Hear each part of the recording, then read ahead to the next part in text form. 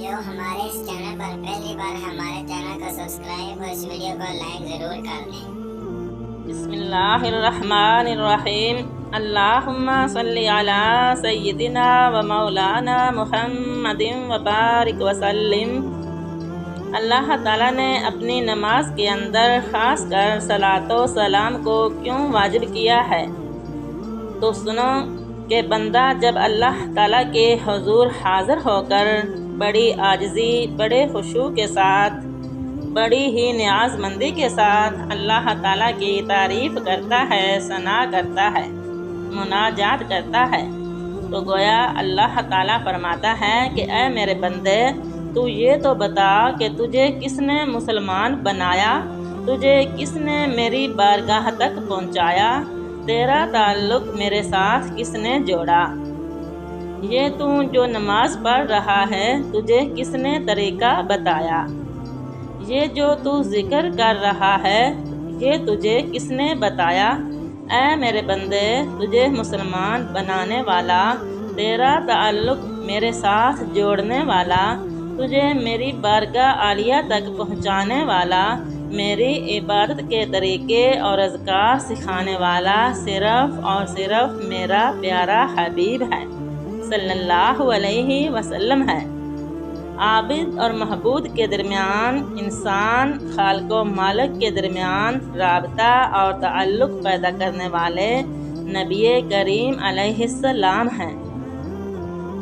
بندہ جب اللہ تعالیٰ کے حضور حاضر ہو کر اللہ پاک کی تعریف و ثنا کرتا ہے تو اللہ تعالیٰ ارشاد فرماتا ہے کہ اے میرے بندے، جس میری بارگاہ میں تو یہ عبادت کا ہدیہ لے کر آیا ہے، میری اسی بارگاہ میں میرا وہ حبیب بھی موجود ہے جس کی برکت سے تو یہاں تک پہنچا ہے۔ فَإِنَّهُ لَا يُفَارِقُ حضرت اللہ أَبَدًا۔ نبی کریم علیہ السلام اب ایک لمحہ کے لیے بھی اللہ تعالیٰ سے جدا نہیں۔ سرکار ایسے واصل ہیں کہ اب کبھی اللہ پاک کی حضوری سے جدا نہیں اور غیر حاضر نہیں ہوں گے۔ ہر وقت اللہ تعالیٰ کی حضوری میں، ہر وقت اللہ کے قرب خاص میں رہتے ہیں۔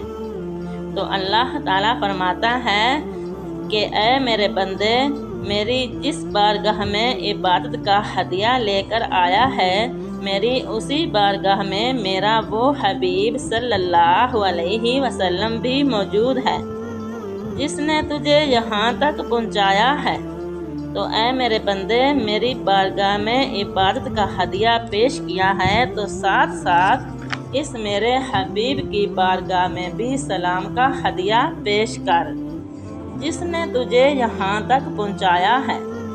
تو نمازی اللہ کے دربار میں اللہ تعالیٰ کے حبیب کو بھی حاضر موجود پاتا ہے۔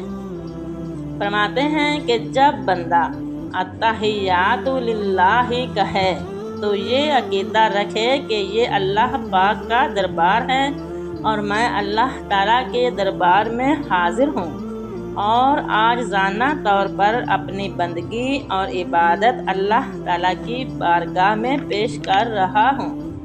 اور جب کہو السلام علیک ایھا النبی، تو یہ عقیدہ رکھو کہ اللہ تعالیٰ کے دربار میں نبی کریم علیہ السلام بھی تشریف فرما ہیں اور میں نبی